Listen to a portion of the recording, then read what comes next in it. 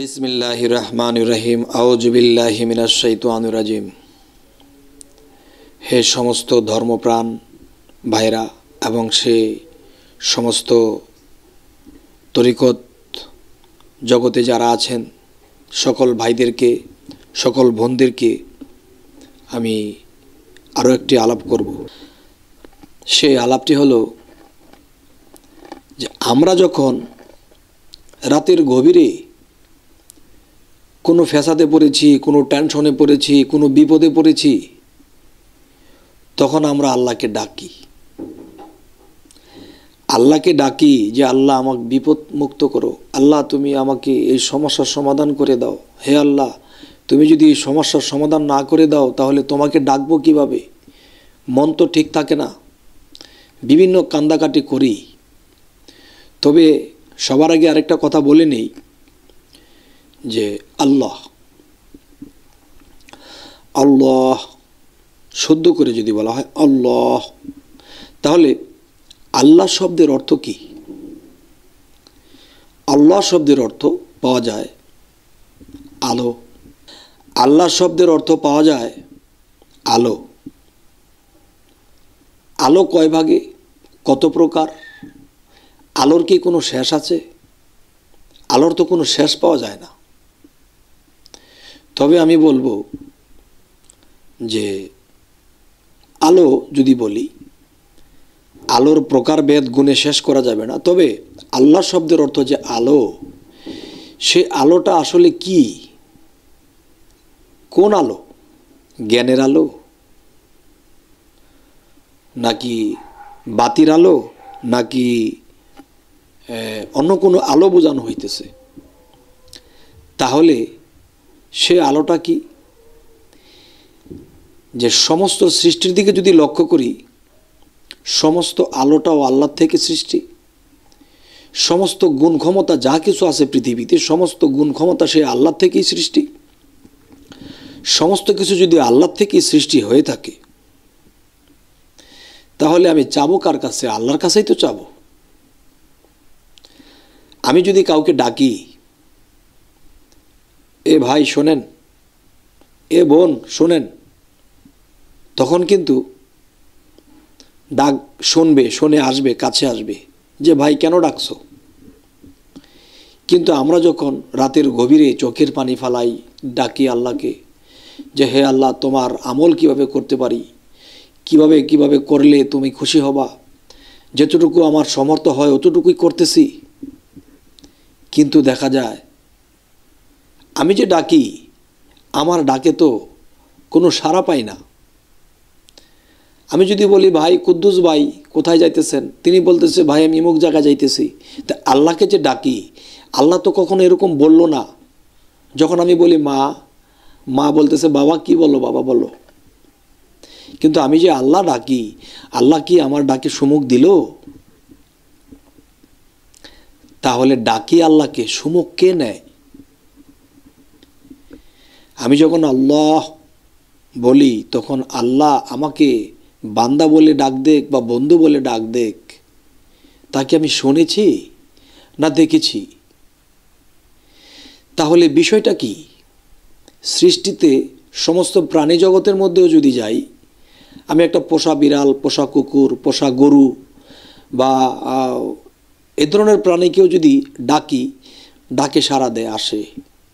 তাহলে কোরআন খুললে, হাদিস খুললে পাওয়া যায়, আমি যদি আল্লাহর দিকে এক হাত রওনা দিই, আল্লাহ দুই হাত আসে। আমি যদি হাঁটিয়ে যাই, আল্লাহ আমার দিকে দৌড়ে আসে। আর আমি যখন আল্লাহর দিকে দৌড়ে যাই, আল্লাহ আমার দিকে বাতাসের মতো আসে।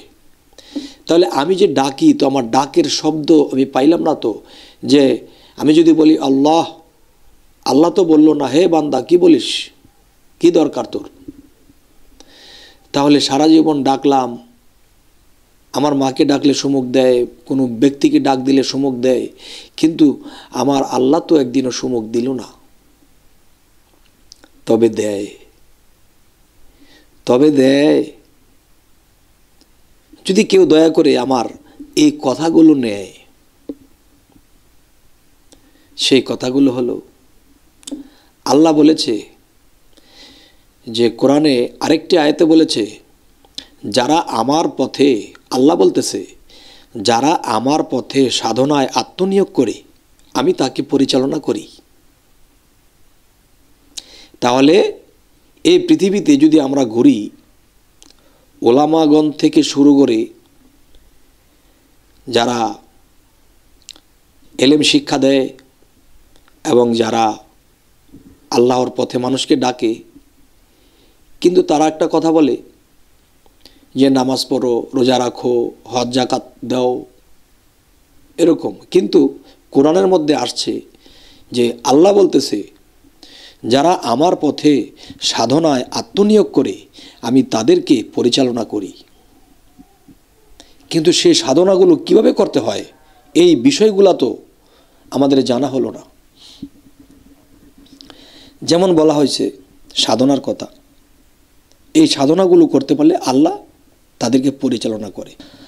আল্লাহ যদি পরিচালনা করে তাহলে আমার ভয় কিসের? আল্লাহ আমাকে চালাবে, আমার পরপারের তো কোনো ভয় নাই।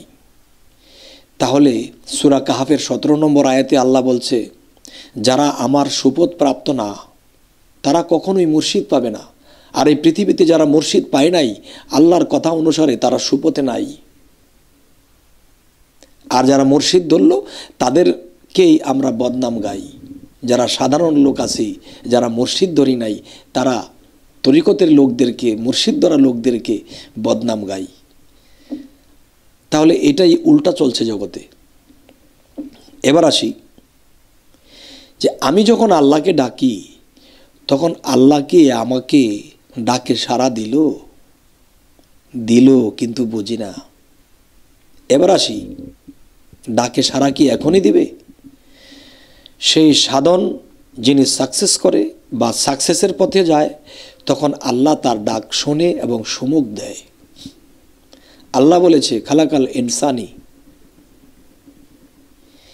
যে আমার রূপ স্বরূপ, আমার গুণ দিয়ে আমি নবীকে সৃষ্টি করেছি, আদমকে সৃষ্টি করেছি, আমি মানুষকে সৃষ্টি করেছি। তাহলে আমি যেদিন মুর্শিদ ধরলাম সেদিন আমি রাসূলের হাত ধরলাম, যেদিন আমি রাসূলের হাত ধরলাম সেদিন আমি আল্লাহর হাত ধরলাম। আর এই কথার প্রমাণ সূরা ফাতিহা 10 নম্বর আয়াত। আল্লাহ বলতেছে, হে মুহাম্মদ, আপনার হাতে যারা হাত দিল তারা যখন আপনার হাতের উপর হাত দিল, তাদের হাত আমি আল্লাহর হাতের উপরে আছে। এই আয়াতটা পড়ার পরেও যারা মুর্শিদের কথা বলে না, মুর্শিদ ধরার কথা বলে না, নিজেও ধরে না, তারা এই কোরআন অনুসারে তারা পথভ্রষ্ট। আমি বলি না, কোরআন বলে। সূরা ফাতিহা 10 নম্বর আয়াত এবং সূরা কাহাফের 17 নম্বর আয়াত। আচ্ছা, এবার আমি যেটা বলবো সেটা হলো যে প্রসঙ্গটা নিয়ে আজকে আলাপ তুলেছি, সে প্রসঙ্গটা কি? যে আমরা জগতে সকলে ডাকে, তখন ডাকে সাড়া দেয়, কিন্তু আল্লাহকে যে ডাকতেছি আল্লাহ কি সাড়া দিল কি না, সেটা দিল কি না আজ আমি কিছু বলবো। আল্লাহ একটা উসিলা ছাড়া কিছু করে না, আল্লাহ উসিলা দিয়েই করে।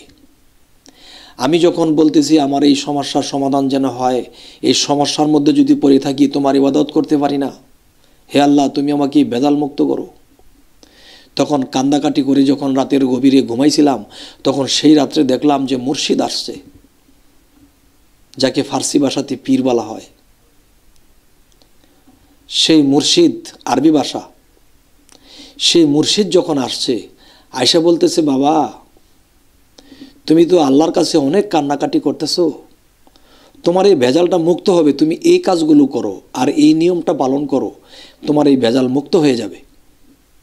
তখন সকালে ঘুম থেকে ওঠার পর হায় আমার মুর্শিদ আইসা আমাকে বলে গেছে তুমি এই কাজগুলো করো, তখন তোমার সমাধান হয়ে যাবে। তাহলে আল্লাহ সাড়া দিল না কোথায়? এই জন্যই তো আল্লাহ বলছে, যারা আমার পথে সাধনায় আত্মনিয়োগ করে আমি তাদেরকে পরিচালনা করি, এবং যারা মুর্শিদ ধরল তখন তারা উসিলা করলো। আমি একজন মুর্শিদকে যখন উসিলা করছি, আমার পীরকে যখন উসিলা করছি, তখন পীরের স্রোতে আসিয়া আল্লাহর সেই সুসংবাদ দিয়া আমাকে সমস্যার সমাধানের কথা বলে গেলেন। তাহলে এই সমস্যার সমাধান যদি আমাদের পাইতে হয়, তাহলে আমাদের মুর্শিদ ধরতে হবে, একজন কামেল মুর্শিদ আমাদেরকে ধরতে হবে। আর না হয় কি হবে, যে আমরা সারা জীবন ডাকবো কিন্তু ডাকের সাড়া পাবো না। আজ মুর্শিদ ধরার কারণে, আল্লাহর কিছু সাধনা করার কারণে, তখন মুর্শিদ রূপে আসিয়া আমাকে বললেন যে তুমি আল্লাহকে এমনি তেমনি ডেকেছো, আল্লাহ তো তোমার ডাকে খুশি হয়েছে বাবা, তোমার যে সমস্যার সমাধান এটা হয়ে যাবে, তুমি এই কাজগুলো করো। তখন আমি ঘুম থেকে উঠে বুঝলাম, ডেকেছি আল্লাহকে, তবে আমার ডাকে সাড়া দিল কে? মুর্শিদ রূপে, তাওহীদেরই মুর্শিদ আমার মুহাম্মদের নাম। তাহলে সেই মুর্শিদ রূপেই রাসূল, রাসূল রূপে যাক, ওই পর্যন্ত যাব না। এতটুকুই বুঝতে হবে যে যেদিন আমি মুর্শিদের হাত ধরলাম সেদিন আমি রাসূলের হাত ধরলাম, যেদিন আমি রাসূলের হাত ধরলাম সেদিন আমি আল্লাহর হাত ধরলাম। আর সূরা ফাতিহা 10 নম্বর আয়াত তার প্রমাণ। তাহলে আমি আজকে যে কথাটা বলতে চেয়েছি, এই কথাটা বলেছি। জানি না জ্ঞানী গুণী যারা আছে তারা কি আমার কথাটা কতটুকু নিলেন বা নিলেন না। যে যদি মনে করেন যে আমার কথাগুলো ভালো লাগে নাই বা যুক্তিসঙ্গত নয়, তাহলে আমাকে কমেন্টে জানাবেন। আমাকে তো শুধরাতে হবে। আমি যে সব জানি, সব পারি তা তো না।